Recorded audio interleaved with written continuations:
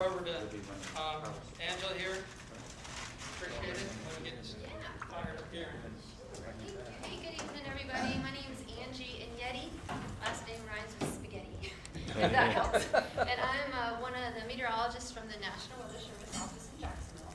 My first question to all of you is, what TV station are we on? What channel? All of them. 15 for me, I think. How many stations are we on, Taylor? Hold it up big. Big old donut. That's right. So we're the behind-the-scenes meteorologists. So I like it that way. So we're actually a federal agency. We work for NOAA, the National Oceanic and Atmospheric Administration. So we're kind of like the science nerds in the background that collect the data. We still release weather balloons to help give us the upper level conditions of the atmosphere. We simulate forecast models, we interrogate the models and say, okay, I think this scenario will be most likely pan out. And we're the ones that do the watches, the warnings, tornado watches, hurricane warnings, all that good stuff. That comes from us. And then the TV meteorologists, the broadcasters, the radio broadcasters, they're an important partner for us because they take our scientific gobbledygook and put it in terms that folks can understand and respond to. So it's a very important partnership. And I really appreciate the services that you guys and girls provide behind the scenes, because after Michael and other storms plow through an area, what's the first line of communication that even emergency response crews rely on? It's you guys and girls. So, I mean, after Michael blew through for several days after the event, who was in there to the rescue of the cavalry were the ham radio operators. So, you know, I don't care what us youngins say, well, we got cell phones, you know, those first things that go down half the time are these massive cell phone towers. So, so thank you very much for the services that y'all provide. So Frank is getting us set up here. So what I've provided tonight is maybe about a 30-minute presentation on what the agency I work for is, the National Weather Service, and then a little bit about tropical products that you get from the National Hurricane Center and how to interpret those, and all this stuff is available online. And then how your local weather service office, like out of Jacksonville, where I work, downscales those kind of broad forecasts from the National Hurricane Center. So the Hurricane Center forecasts for the storm, kind of the large scale, and then your local forecast office, like here in Jacksonville, we say, okay, well, given that speed and that direction of the storm, here's what we're looking for winds across St. Johns County, and here's what the surge is going to look like. So, and it can change every 6 hours given the latest forecast update. So, but we'll talk, oh yeah, that's even better, thank you. So we'll talk a little bit about that too, and then we'll talk about the 2019 tropical outlook, what the storms are looking like, and my personal opinion is, who cares? And we'll talk about that in a little bit. Okay, so let me get this going. Thank you, sir. Okay, so just an overview here. This is pretty much what I talked about. We're going to talk about the National Weather Service, the agency I work for, and different products and services y'all can get from that. And then talk about tropical forecast, and then finally the 2019 outlook. And that big old bright blob right there, that's Michael plowing into the Panhandle, which officially is going to become a Category 5. One of 4 Cat 5 storms on record to make landfall in the United States.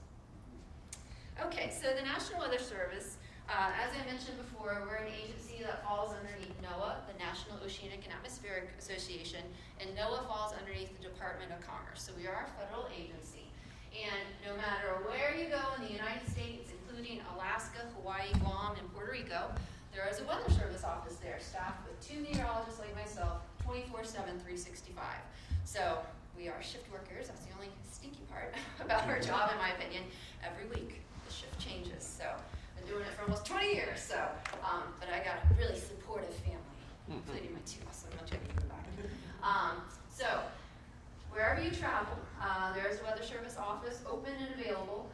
Jacksonville, our area of responsibility encompasses 29 counties, and we'll show you a zoomed-in picture here real quick, but of all the different products and graphics I'm going to show you, the main website to remember if you're interested in learning more about, you know, the products we offer, and if you're traveling and you know, heading out west for an awesome adventure, and I'm going to go into, you know, Grand Canyon area, you can go to weather.gov. That's our main website where you can have access to basically a map like this, and you click on the area that you're traveling to, and it will take you to that local weather service homepage where you could get forecasts galore and look at radar imagery, get a weather briefing, all that good stuff. Okay, so the main hub is is weather.gov. Okay. So the Weather Service, we also have, so I'm at a local office, okay, and like I said, there's 122 of those local offices. We also have national centers. The National Hurricane Center is one of those national centers. So we have 3 big centers. The first one is the Weather Prediction Center. And the meteorologists that work at the Weather Prediction Center, they specialize in rainfall amount forecasting, snowfall amounts, which is, you know, thankfully not one of our huge issues down here. But, you know, for other parts of the country, that's really important. Another national center is what's called the Storm Prediction Center. And this is a team of meteorologists based in Norman, Oklahoma, and they look at the big scale all across the country of where weather ingredients are coming together to favor severe weather outbreaks. And they have different risk categories. They go anywhere from general thunderstorm activity all the way up to high risk. And when you see like a moderate or high risk, that's like tornado outbreak kind of day, like F4s, F5s, terrible. So for us, during the summertime, we're just about always in light green because we have thunderstorms pop up somewhere over us. But again, this is a national center, and they kind of look at the big scale, and they'll bullseye different parts of the country that are under an enhanced risk of severe weather. The local TV meteorologist and the Weather Channel will show these products a lot. So that's called a convective outlook. And then finally, the national center that we're all pretty familiar with now is the National Hurricane Center. And again, team of meteorologists that specialize in forecasting of tropical cyclones. And when I say tropical cyclone's like a general word for tropical storms, hurricanes, and tropical depressions. So the origination of hurricanes, you start out as a disturbance, and then you become a tropical wave, and then you become a tropical storm, tropical depression, and then you become a storm, then you become a hurricane. And so these meteorologists are the ones that, you know, look for this development, and then if a storm starts to develop into a tropical storm, they do the forecast tracks and all these other products that we will see here coming up. Slow down, Logan says. Slow down, Mom. Okay. Thank you. Mommy gets excited talking about weather. Okay, so thank you, Logan. So picture of our office here. We're located up at the Jacksonville International Airport. We're located with the Air National Guard complex, which is on the opposite side of the terminal building. And anytime you guys or girls are interested in coming up for a visit to kind of get a feel for our operations, shoot me an email. Most of our office tours I try to do in the winter, kind of the cool season, because this time of year we've got storms somewhere, so we need to watch radar. But yeah, feel free to email me, and we'd be happy to host you guys. So, like I said before, we're shift workers. We're always on. This is a couple pictures of inside our operations building there.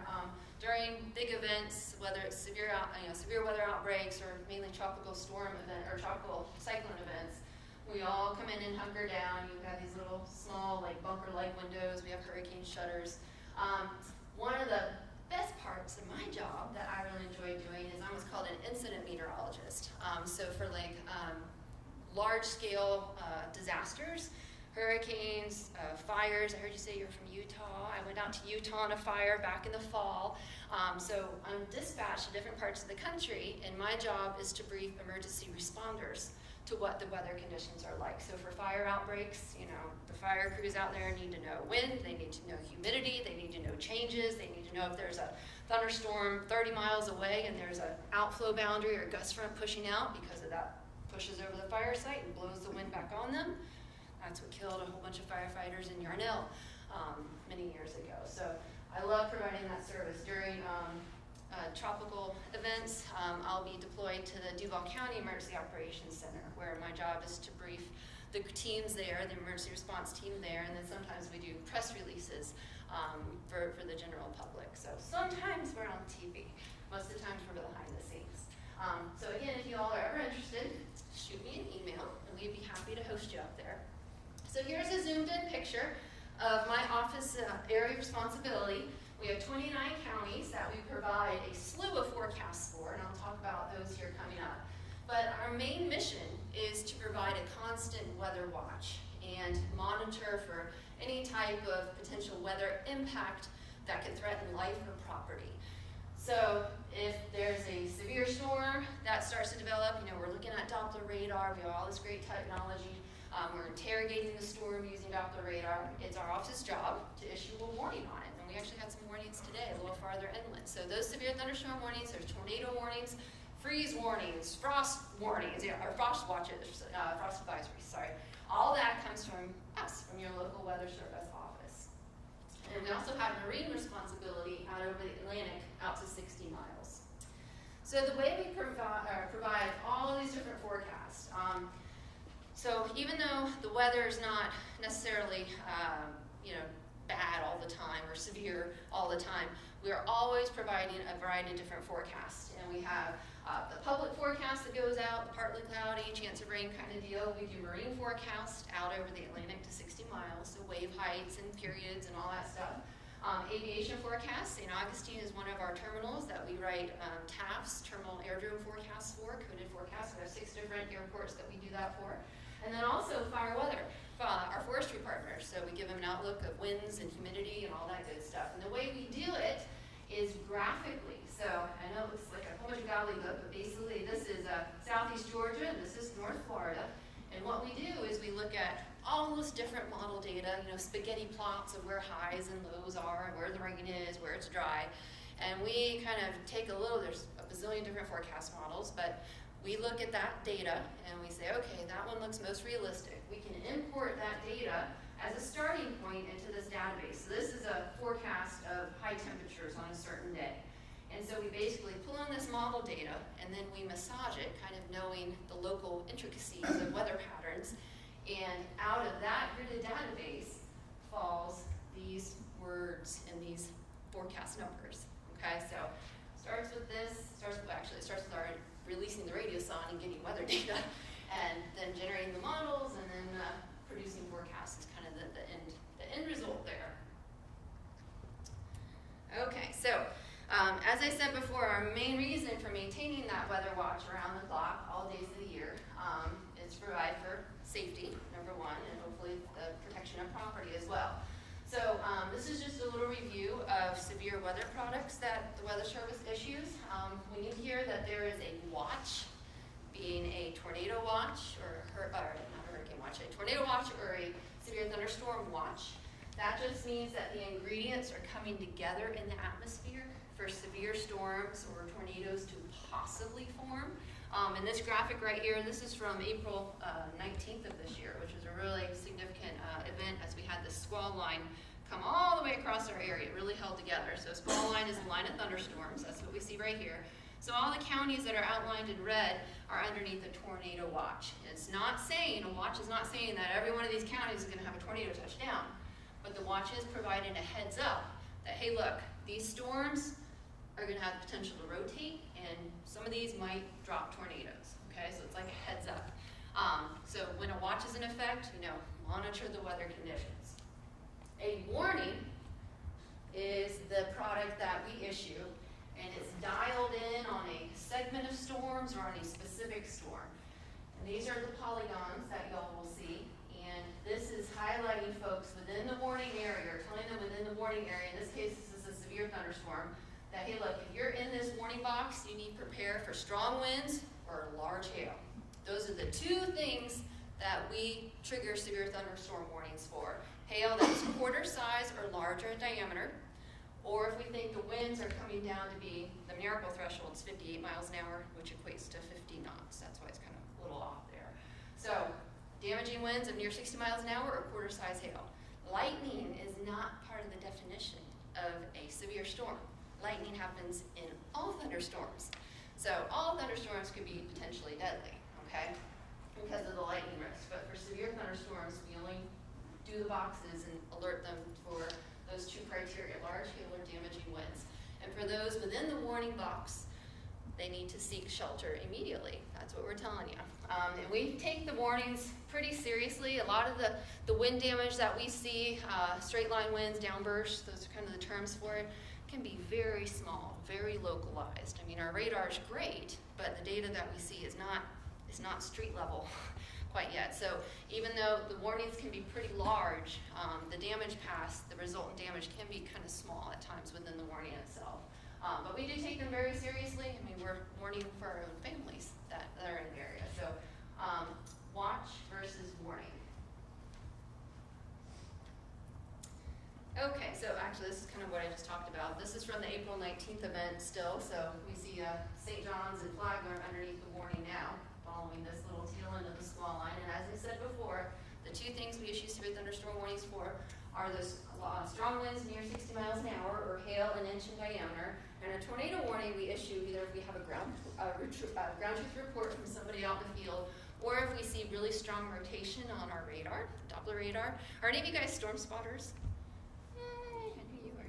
Okay, very good. So storm spotter class might be something else y'all might be interested in, and we do them at the EOC. We can do a quick and short one for you guys, about an hour long. Basically, we train you in severe storm reporting and how to look at sky clues, how to look at storms, and looking at interpreting some radar data that you might have on a weather app. So if a storm spotter, we kind of just go into a little bit more detail on local severe weather hazards and how to report them. So maybe something we can do in the future.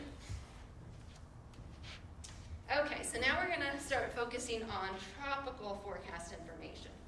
So as I said before, the National Hurricane Center is part of the Weather Service, but again, they're kind of looking at the storm scale, and they provide a variety of forecast products, starting out with something called a tropical weather outlook, and that's available through their website. I don't think I have it up here, but it's nhc.noaa.gov. You can get to it through the weather.gov website that we talked about earlier. And so they start out monitoring for areas of possible tropical development, and they'll bullseye it. For Michael, for a lot of our storms, I mean, they're highlighting 7 to 10 days out. Hey, look, this area looks like it's starting to become organized, okay? Like for your first wave of heads up. And then once the storm becomes more organized, becomes a tropical storm, they'll start producing these track forecasts for the storm. Also intensity forecasts, these are probabilities of tropical storm force winds and time of arrival. We'll talk about this here coming up very shortly in greater detail. And then it's up to the local forecast office for us here in Jacksonville. So that again, like I said before, we take this overarching forecast and we downscale it and say, okay, given that track and that intensity, what does our local tornado threat look like? What do our local winds look like? What's our surge values looking like? And that's what we brief out to our customers. We work really closely with emergency management. It's one of our primary customers, but also, the military crews that we have here, military teams, so kind of the first responders in the area. But also the general public is a huge customer database for us as well, and I will show you how you guys can have access to some of these briefings that we put together. So one of the most popular products, tropical products that we see, is what's called the forecast graphic from National Hurricane Center. Some call it the forecast cone, the cone of uncertainty. And basically what this graphic is trying to is depicting is the track forecast, this is for Irma, of the center of the storm out through 5 days. The center of the storm can be, for Wilma, back in 2005, was like within 20 miles, or it can be 100 miles. The storm itself is hundreds of miles in diameter, okay? So out through, let's say, day 3, this graphic is saying the center of Irma could be over here, it could be over here, it could be up here, it could be over here, okay? But the impacts of the storm, the surge, the wind, the tornado threat, the heavy rainfall is going to be huge, okay? So that's where, like a lot of folks misinterpret this graphic greatly, is they think, okay, that storm's just gonna fall just like that through 5 days, okay? And that's not what this graphic is. It can be very misleading. So this is for Irma, Saturday morning, didn't impact our area until late Sunday into Monday. Now this is the next forecast graphic, or a couple forecast packages later. There's where the center of Irma is, right here, initialized at 2 a.m. What was happening across our neck of the woods at 2 a.m.? All heck was breaking loose outside. The winds, the surge. We live near the St. Johns River in Clay County. The surge was coming up the river. So you can see that the storm impacts are well outside of where that forecast cone is, okay? So that's a really important point to really hit home with on this graphic. This is also not going to showcase, this only showcases coastal warnings, all right? So it's only flagging where you see the red hurricane warnings. There's hurricane warnings inland as well. It's just this product does not not showcasing that. This is put out by the Hurricane Center, which again is the big overview scale. So that's where, you know, you can kind of get your general overview, but for local impacts, that's where it's really important to dial into what your local office, like Jacksonville, is providing. Other overview products that are put out by the Hurricane Center, and this can look pretty overwhelming, so we'll just kind of break it down, are wind probability. All right, if I say probability, some people are like, oh, no. So we'll break it down a little bit. Wind probability and the timing, the most likely time of arrival of those winds. Now this graphic is the bright colors. Let's talk about the bright colors first. It's kind of hard to see here, but here's our area. North Florida's here. Here's South Florida. There's Lake Okeechobee. And up over here, here's St. Johns County. Kind of tricky to see there. So the bright colors are telling us out through 5 days what are the chances of tropical storm force winds, which are 39 miles an hour or more, sustained. It's not like a thunderstorm gust coming through. These are hours of tropical storm force winds or higher. What are the chances of those happening at certain locations in this map? So this is for Michael, and we can see the best chances in this purple here. That's 90% chance or more. 9 out of 10 times, given all the same atmospheric ingredients, this area is going to be under the gun for at least tropical storm force winds. They also have a hurricane graphic like this, but we're just going to focus on tropical storms. So the hurricane was purple as well going through here. They just got bulldozed right across. For our area, this graphic is showing us we've got anywhere from I think it's 30 to 40% chance of tropical storm force winds coming across St. John's. The northern part of St. John's County, the southern part's a little bit less probability. So we have elevated chances of, 4 out of 10 chance of having tropical storm force winds across our county. Now, we say, well, that's only a 40% chance, but it's a 40% chance of potentially a really high impact event, right? So at this time, pretty far out, I would still be taking this pretty seriously, okay? Now, this specific graphic is called the most likely time of arrival. And now we're going to be talking about the hatches, the black hatches. And what the hatches are telling us are the time period over these areas of which we expect those strong winds. So this graphic is saying, okay, the most likely time of arrival being that there's a 50% chance of the winds happening earlier or after that time frame. So this is like, this time frame is what we're briefing our emergency managers on, saying, hey, this is the time where battle rhythm, all your plans need to be done. People need to be in place and you need to be where you're at. Okay, so that's kind of a way to look at this graphic. So for this one, it's kind of hard to see, but this says 2 p.m. Wednesday or 8 p.m. Wednesday. So the way to interpret this would be, okay, well, St. Johns County here, we've got about, let's round it up, say a 4 in 10 chance of us having tropical storm force winds, and it looks like the most likely time of arrival of these winds would be Wednesday afternoon or Wednesday evening. Okay, that's the most that we can get out of this graphic at this time. Okay, so it looks kind of busy and complicated, but once you kind of break it down, it can be very helpful. You could say, okay, well, that's a 50% chance. I need to go ahead and just make sure I have everything. You need to have the boat all secured and everything outside taken in. I need to be ready to go by that time if you're staying. Or you can say, all right, well, I want to be done by Tuesday morning and heading out Tuesday afternoon, okay? Because you don't even want to be there. So it depends on your personal vulnerability level, I guess is the way to say it, your personal comfort zone in a way. Yes, sir? Is that available on the website? Oh, yes. Yes, it is. Yes. So we have all this great scientific information out there, but it can be very overwhelming if you don't know how to digest it. So this is available, again, from the National Hurricane Center, this graphic, and it's available for every storm that they start producing that forecast coming for. Okay? Now, there's another timing graphic that they also put out. The background image is the same. It's showing us the probabilities, okay? But the timing is a little different. So what this graphic is called is the earliest time of arrival. What's the earliest? And this would be, you can see the timing is a little bit earlier. So in this graphic, it says Wednesday 8 a.m. to Wednesday 2 p.m. of the possibility of these tropical storm force winds moving over our location.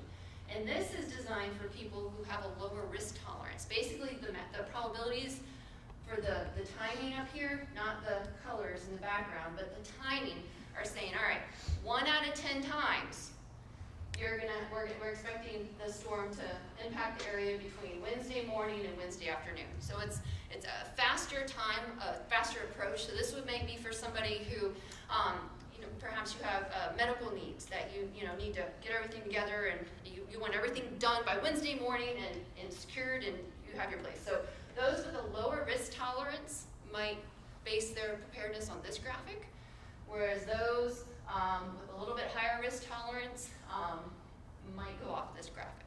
Okay, so it's a little hard to digest initially, but if you sit there and like, okay, the shading is the probability of winds of a certain speed, and then the timing is the black. Okay, so again, this is all available from the National Hurricane Center. Another product that the Hurricane Center issues is a storm surge warning. They do storm surge watches and storm surge warnings. And what this product is specifically calling attention to is water rise, saltwater rise of 3 feet or more. Okay, that is what this is doing. It's a very simple, plain definition.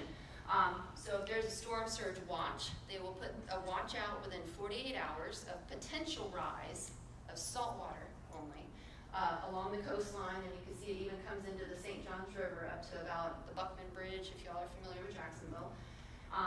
But then it stops going south.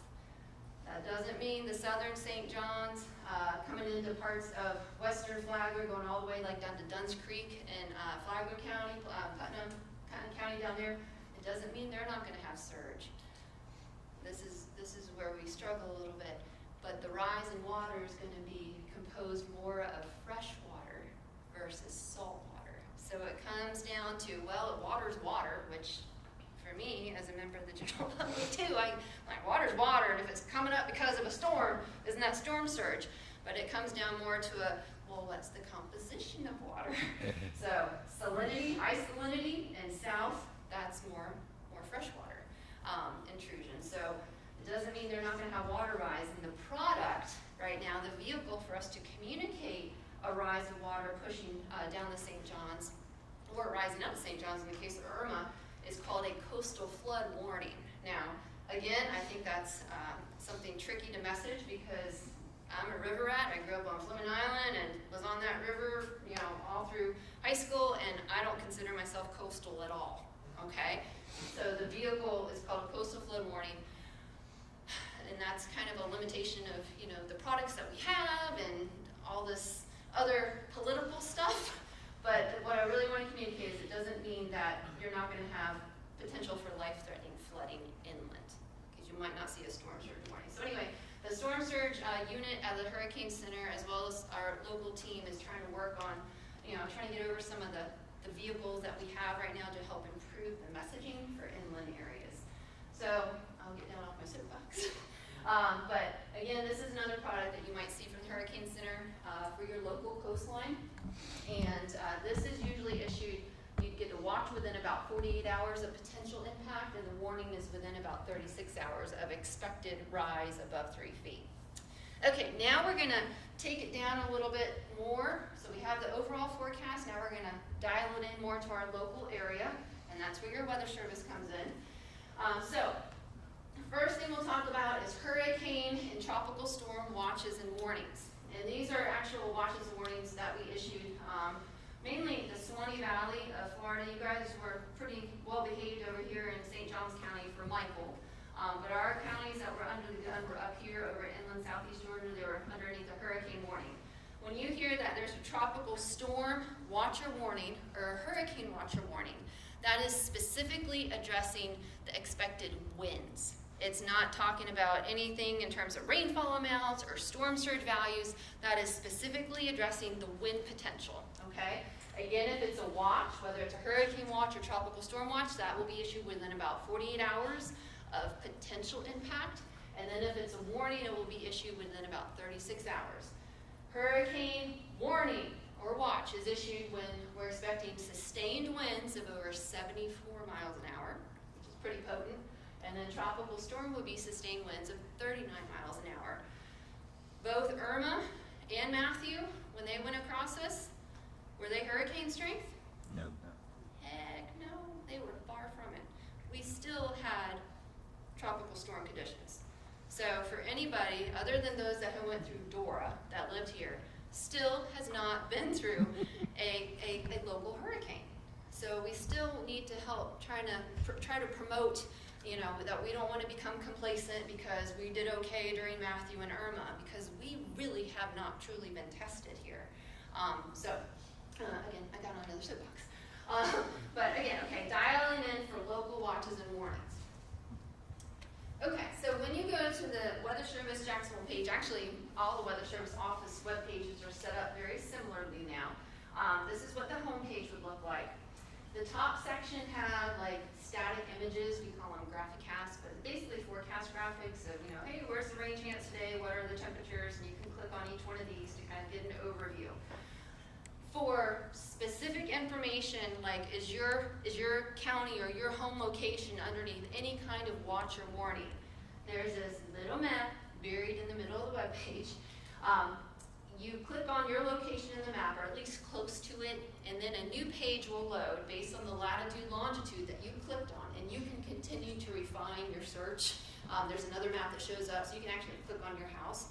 And what that will do, it will give you a specific latitude, longitude web page based on the point that you eventually select. And I've got my dad, my grandpa set up with this. They have it bookmarked, and every morning it's part of their personal weather briefing that they give themselves. And what this does is it's based on your lat long, and at the very top of the web page that you save, based on the location you choose on the map, it will tell you if there's any current watches or warnings in effect. So in this case, it's hard to see, but it says tropical storm warning, hurricane local statement, and you can click on each one of those, and it will give you quick specifics on, okay, how strong are the winds forecast for my location? What's the storm surge going to be like? So that will really dial it in for you.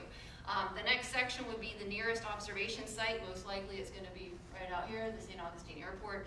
And then down here, the bottom half of the web page that you saved is going to have your forecast conditions. You can have an overview with pictures, and then down below this is text, and then there's radar imagery, all this good stuff. But the way to access that is go to weather.gov, and then if you want to get fancy, /JAX. That will take you to our local weather page, or local forecast page like this. Another great tool that, again, is a little buried in the website, but it's something we update daily. It's down here. It's called the impact briefing or weather briefing. And if you click on that, you will be taken to, we do this every midnight shift, puts out the first one, and then we update it through the day. But basically, this is calling attention to any weather hazards that we're expecting over our area over the next week. So hurricanes, if we're monitoring something, we'll have a graphic in there or slide and kind of say, hey, we're monitoring this. It might be a threat, or this one looks like, you know, we're good to go. Frost information, freeze, gales over the waters, anything that could be hazardous to our area. Dry conditions and wildfire potential, that's what we've been hitting hard the past couple weeks. So it's, again, at this weather briefing right here. So that can be really helpful. Again, it's kind of dialing in to your local weather expectations. As we start spinning up for tropical operations, there will be these graphics provided, again, through our webpage. They're the hurricane threat and impact graphics, but they can also be for tropical storms as well. And these are the four main hazards to prepare for from tropical events: wind, storm surge, flooding, rainfall, and tornadoes. And these are the actual graphics that we were putting out during Irma. You can kind of get an overview across the state. The brighter the color, the greater the hazard. And just looking at this, here's wind, here's storm surge, here's rainfall, and here's tornado threat. Knowing that red and purple are high, for our local area here, what are the two biggest threats that you can glean from this right now? Wind and flooding rainfall. That's right. Most of Irma's storm surge in the southern part of the St. Johns was from about a foot of rain happening across a huge water basin, and everything drains into the St. Johns. That's flooding rainfall, not necessarily storm surge. So again, we're getting into the composition of, well, water's water, but that was a little bit of the rationale too for not extending that storm surge warning southward. So anyway, this can be kind of a big overview. It's hard to see here, but each one of these hazards has like a magnitude scale of what folks should be preparing for. So if it says, you know, your winds could be, let's say in our example for red right here, anywhere from 74 to 110 miles an hour. If you click on your location on this map, a box will pop up saying winds of this magnitude can do this. It can, you know, widespread long duration power outages, and then underneath that it will have ways to help mitigate, help prepare for that type of damage. So this can be a helpful resource. It can look a little overwhelming, but just take a little time to digest it. Oh, I forgot I had this in there. So here's an example of kind of the downscaled winds. We saw the overview across the state. This is tailored for Jacksonville. This is for Michael, so that's why the colors are a little different. But it will give you the color scale of what the graphic means, and then as I said before, it will tell you what to expect. Like what can those winds of that in the orange, that would be moderate. What can winds of that magnitude do? And here's an example of the damage. So what we're trying to do, instead of just pushing numbers like, oh, well, we're expecting 50 to 70 mile an hour winds, people say, okay, all right, thanks. But what can that do? We're trying to make it more personal, because when you do that, you know, what does that look like? We think that helps with preparedness and mitigation and helping, you know, folks take it a little bit more seriously. Storm surge is, again, we're focused on that saltwater intrusion coming in associated with tropical systems, and these are graphics that I tried to focus across St. Johns County, talking about trying to message stuff, trying to message it better to make it more real and actionable for people. So when we show, these are graphics of how high the water could get, storm surge could get, given a certain category of a storm. It doesn't matter the direction, the speed, the size of a storm. So for all Cat 3s that impacted St. Johns County, these are the, first of all, you see the areas that are prone to storm surge, okay? Not rainfall flooding, just storm surge. But you also get a sense of how high the water could get. So the orange color here, it says 6 feet above ground. So basically it's saying anywhere from 6 to 9 feet, and that's well inland across portions of the St. John's and some of the tributaries there. Whereas on the coast for a Cat 3, we're looking for 9+ feet in the areas of red, and even getting inland in some of the estuaries here. The way to kind of picture that is we are working with social scientists to, okay, well, what does 9 feet plus look like? And you see a home with folks inside, and it's going up above your ceiling in some homes with low ceilings. But trying to make it more real. So if you can envision your neighborhood covered by 9+ feet of water, you know, we're trying to make that not just push out numbers, but what does that look like? What could that feel like? So that's another briefing product that we will showcase in our briefings is storm surge, what the expected values are.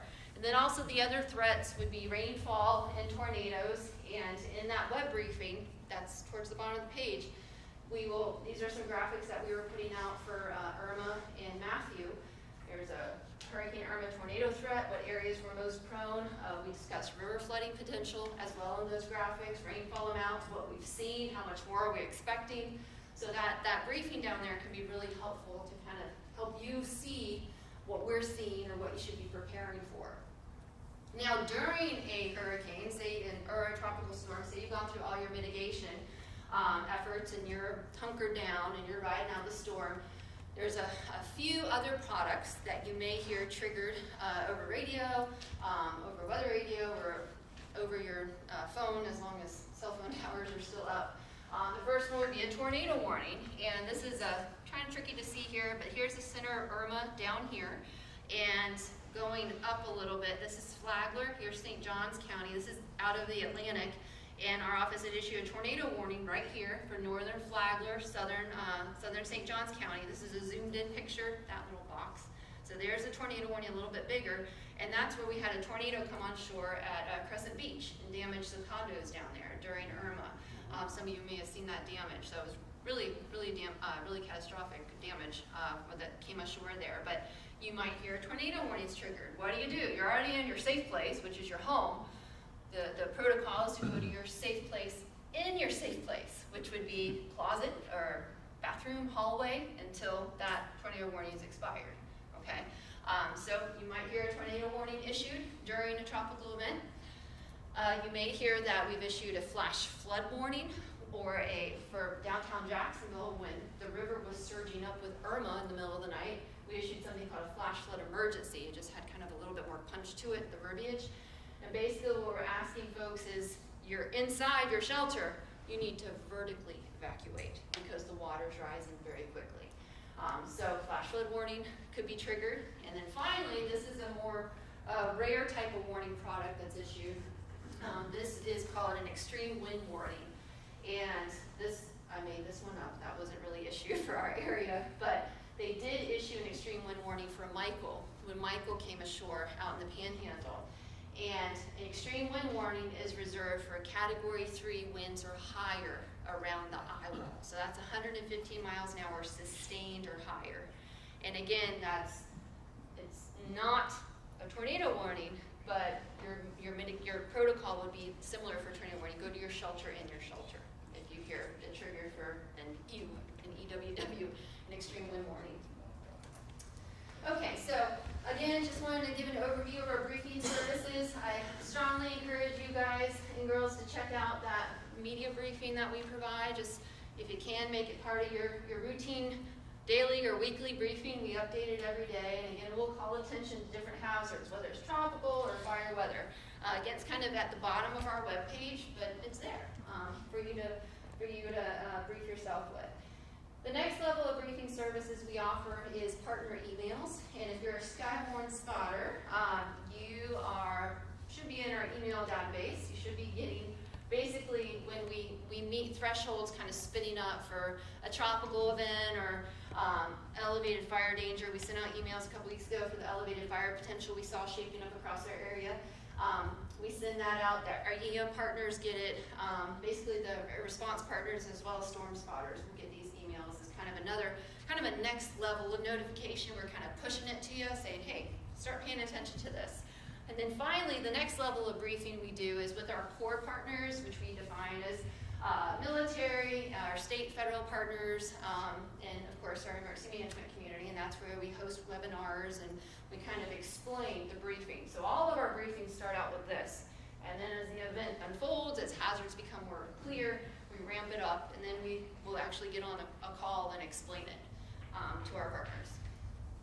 Okay, so now let's look at the outlook for 2019. What are we looking at this year?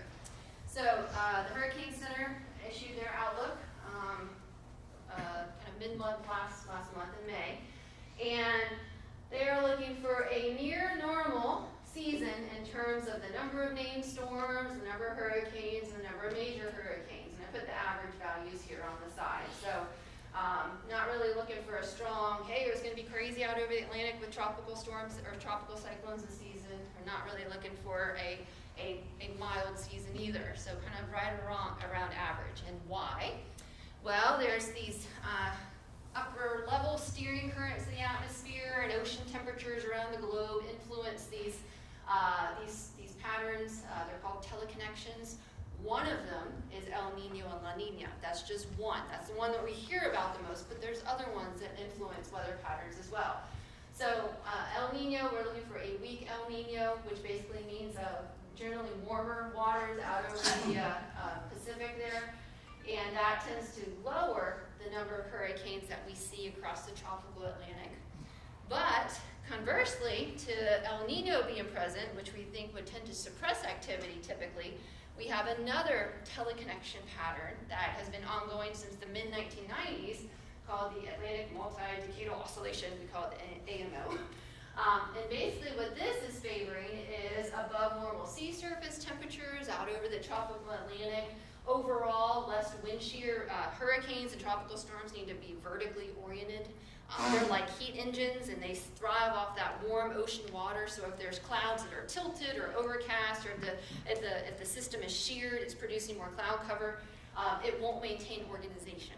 So weak wind shear, which means not a lot of strong winds tilting the system, and warm ocean waters favors above normal activity in the Atlantic. So we have El Nino, which tends to suppress it, but then we have this active AMO pattern going on, which tends to up it a little bit. So near normal activity for this season. Okay, so kind of cancel each other out. Your friend Angela Enyedi says, big whoop. And the reason for that is, I mean, some folks get so focused on these numbers, and the reason, it's interesting, but they base their preparedness based on these outlooks. And that's a huge danger from us in the weather safety realm. So these are, I know it's a little messy, but basically the center tracks of storms from 2016, which, in May was a near normal season. 45% of the outlook there was saying, hey, things are going to be near normal. Our zoomed in picture across North Florida and the Atlantic Basin is for 2016, near normal season, but we're gonna throw a Hurricane Matthew at you just offshore the coast, right? So 2017, a 50% chance of near normal activity, but who do we have in 2017? Irma, right? So the basis of preparedness on outlooks is terrible. We need to prepare every season like we could get that one storm, okay? To hit that point home a little bit more, we have Hugo in 1989. That was a bullet right into the Carolinas. Look how many other landfalls were in this area. Not many. All right, Hurricane Andrew, 1992. The only hurricane to actually make landfall in the U.S., plowed right across South Florida. So that was a very low occurrence year. Look how many storms there were. Most of them were out over the Atlantic. That was just a weak tropical storm, but Andrew was a bullet. So again, we don't want to base our preparedness on these outlooks. Yeah, it's kind of a nice statistic to know, but let's prepare every year. Like, start stocking up your kits. I mean, I practice what I preach. We have 5 cases, well, no, we don't. I drink them all. I was going to say we have 5 cases of water. We're down to 1 because Mom drank them. But we, BOGOs at Publix or whatever, got some extra, cans, just stock them in there. You're going to use it at some point, right? So why not just fortify your little cache now, and then you'll use it down in the fall if you haven't used it, or in the winter over tropical season.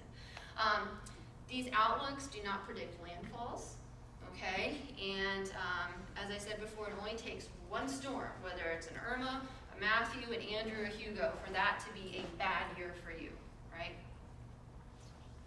Okay. So this is my little statement for me to remember it in my little weather mind. So climate, which are these outlooks, is what we expect, but weather is what you're going to get, like Matthew and Irma in those near normal years, okay? So just kind of bring it home there with that one. So I'm going to get on another little soapbox now, that this is just to kind of talk about your source of weather intelligence when a tropical system threatens our area, okay?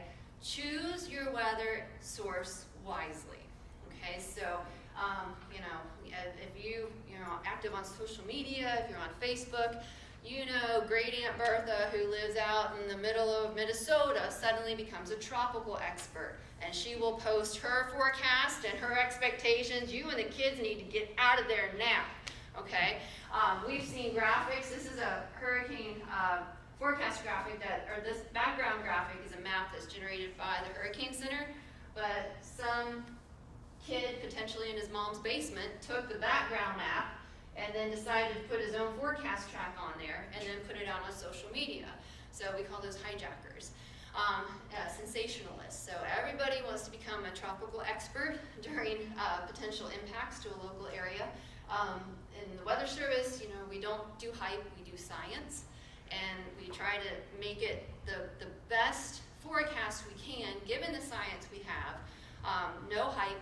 We're very careful about the words that we choose in our briefings, because if it's going to be bad, we want to tell you it's going to be bad, and we want it to be meaningful. If it looks like, hey, it looks like a coastal threat, some messy surf and dangerous rip currents, we want to tell you that, okay? So we're into no hype. These images of a shelf cloud, which is part of a thunderstorm, are going around the internet for years, and they're interpreted as that's the eye wall of Irma.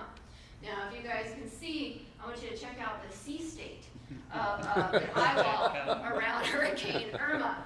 So, cool. Again, yeah, wow, that's amazing. That's because it's in the center. No, I'm just kidding. So, choose your forecast source wisely. Again, if you question it, you can always call us.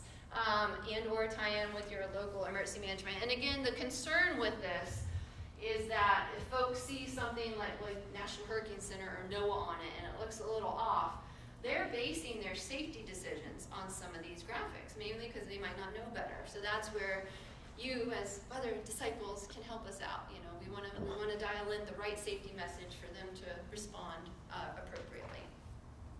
Okay, so with that, that is my presentation. Just a little overview, seasonal outlook. Doesn't matter, stock up your kits now.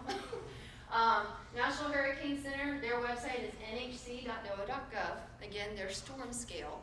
And then Jacksonville, we dial in that forecast for local impacts, and our website is weather.gov. And you can click on North Florida, and we'll be taken to our website, or you can do /JAX. So with that, I open it up to questions, comments. Excellent. Oh, thank you. Thank you very much. Anybody? How often do you send up the radio signs? Oh, that's a good question.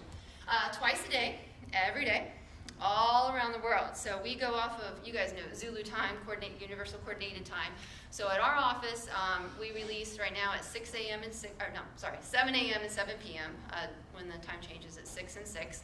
And not only are we releasing the balloons, let me digress for a minute. I might have Logan, do you have my jump drive? Or Taylor has it, thank you. I have another talk, but I have an image of the balloon if you guys are kind of wondering, like, what's the big deal with the weather balloon? So the balloon is cool, that's what, thank you, sweetie. That's what kids focus on, but more importantly for us is the balloons carrying up a radio sonde, which is this little tiny piece of equipment.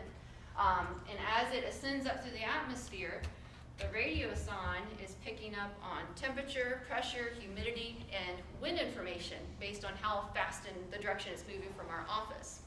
And that's important for us because that gives us a vertical profile of the atmosphere.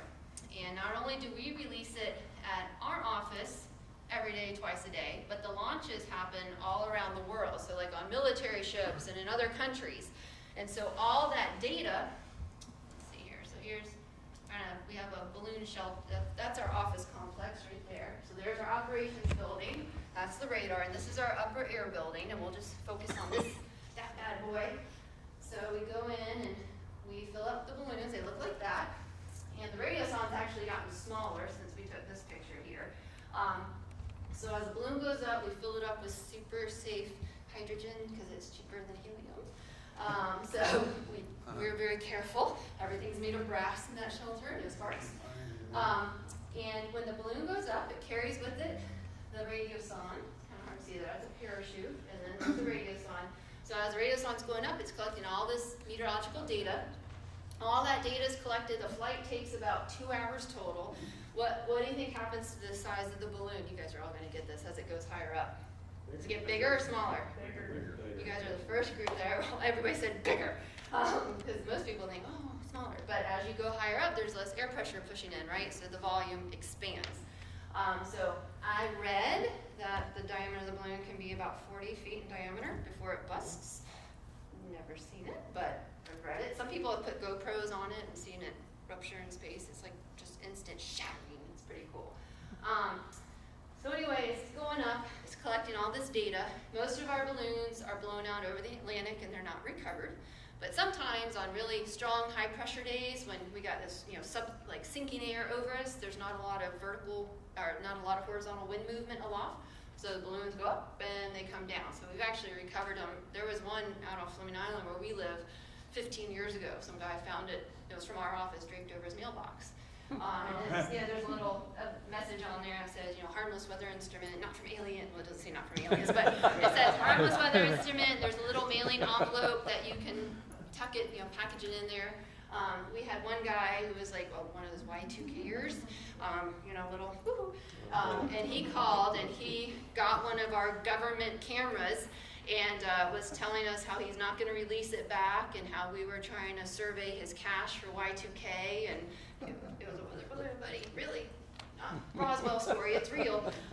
But anyway, if they're found, we try to refurbish them and reuse them, and they'll come back to the office. But the data from these guys are really important. down. But the data is constantly coming in. We use GPS technology so we can track where it goes, and we're constantly getting an instantaneous readout. And so what's really important is twice a day, we basically get an instantaneous picture of the atmosphere all around the world, because these launches are happening all around the world. And there's certain points, like there's Jacksonville that does a balloon, and then the next one's Tallahassee, then the next one's Cape Canaveral, then the next one's Tampa. So they are pretty far apart. So we interpolate kind of what, between these sites, what the pattern would be. But all those numerical numbers that are collected, all that data goes into forecast models, which are basically fancy calculus equations. And for those of us that took calculus, calculus is kind of modeling a behavior based on a set of initial conditions. And I give you this, what is the output going to be with time?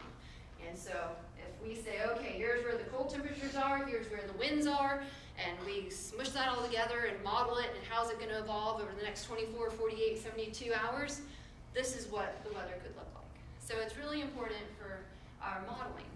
For hurricanes, for tropical threats, the Hurricane Center has their own special set of forecast models that they use, and we'll do the balloons every 6 hours because they need that data, we need that data to brief emergency responders if we have to start calling for evacuation, or not we, but if our EM partners need to start calling for evacuation, so it's a faster time step for tropical operations. So if you ever want to come up and see balloon launch, I'll get you a picture holding it, but it's hydrogen. I was kidding.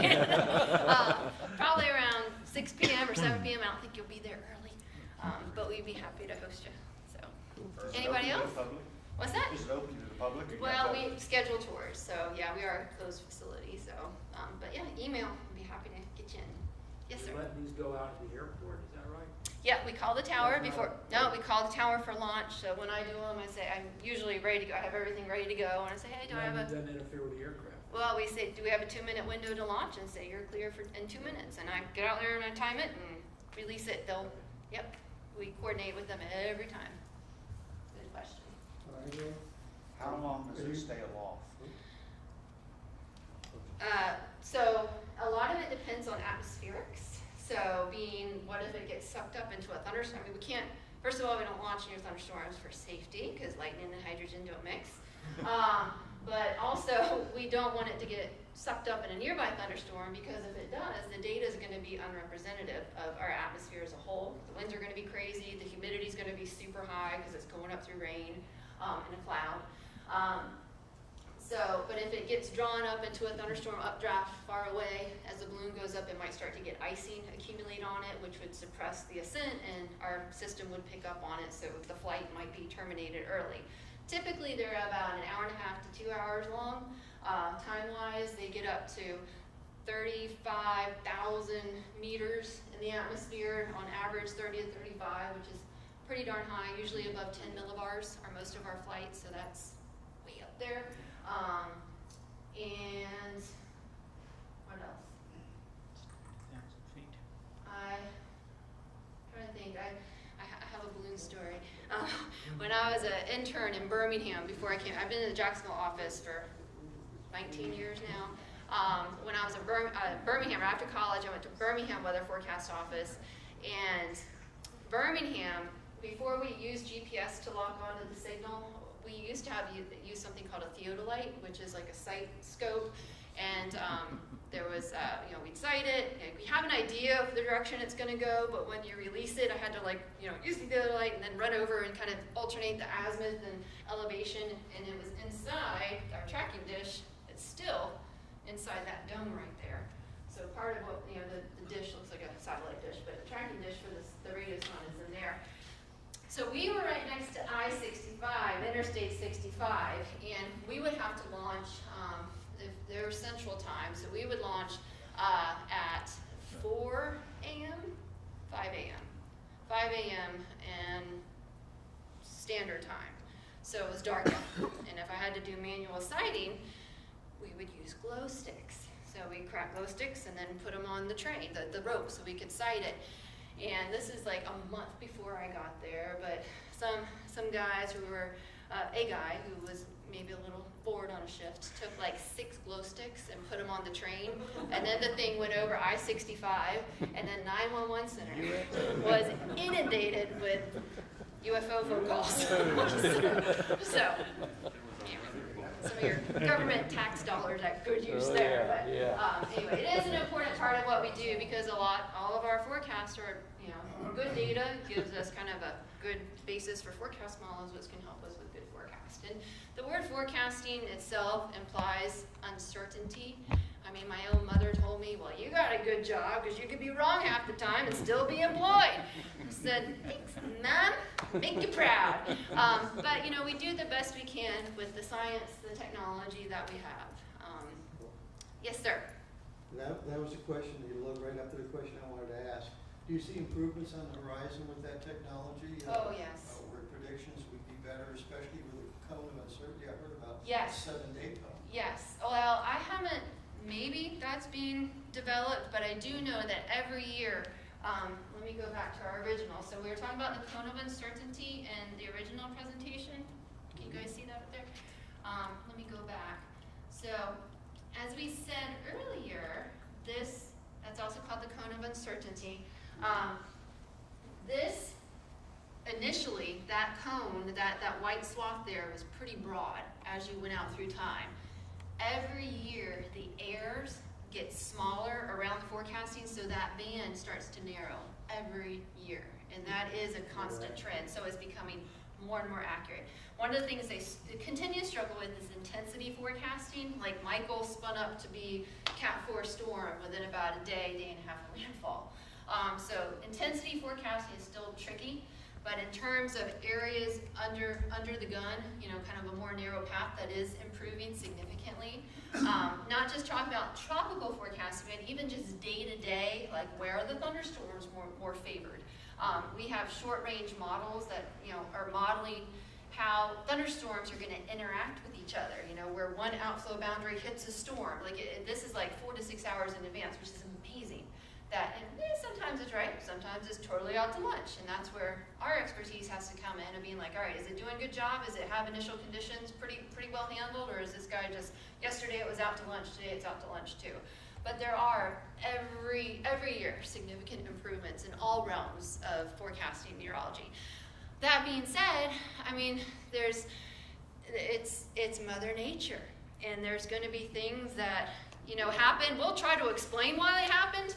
But chaos, there's this whole other thing of, you're not going to be able to sample and detect every little nuance, who was it, Lorenz, that said, butterflies flap of their wings in South America generates a tornado in the Dakota or in Nebraska, I can't remember exactly. But, there's all these little nuances that we're just not going to be able to always capture, which can have a downstream effect on weather some other place. But we do the best we can, and the science is improving every year. And you do a great job of it. Thank you. Oh, well, thank you. And we're the weather folks trying to push out this information, but I'm a huge believer in community outreach like this and helping train you guys and girls and being our disciples with the folks that you work with. Of hey, you guys want official stuff? Go to the National Hurricane Center, go to the Weather Service office. You see that? That's not the entire storm effect. That's the center of the stone. Oh, good. That's my cue to stop. So, I really, and besides being weather disciples, your service as ham radio operators is huge and very much appreciated. Because, like I said, we know that you guys are the first lines of comms after a huge disaster. Yes, sir. Do any of your products do you ever use them in conjunction with the military, or do they do their own stuff? So, yeah, military has their own set of meteorologists. They do their own forecasting, and they have a their battle rhythm for operations is much shorter time scale. We're talking about fleets being evacuated, and aircraft squadrons being evacuated, so they have their own battle rhythms. We will brief them. They'll be in our calls, like for NES Jax, Camp Landing, but they will execute their own. They have their own, emergency managers, own team right there, specialized for theirs. But they'll take some of our products and include it in their briefings too. Yeah. Cool. Anybody else? Taylor says, Mom, it is ice cream time. I'm just kidding. I'm just kidding. See Dairy Queen. Oh yeah, I see that eyebrow. She's like, yeah, you're right, woman. So, well, if you guys have any questions, my email, I know I went through a lot of information quickly, as Logan reminded me, slow down. But if you guys have any questions, my email is up there. Angie Spaghetti, Angela Enyedi. Feel free to email me, and we can do a spotter talk or whatever y'all would like for upcoming meetings. So I Thanks appreciate again. y'all.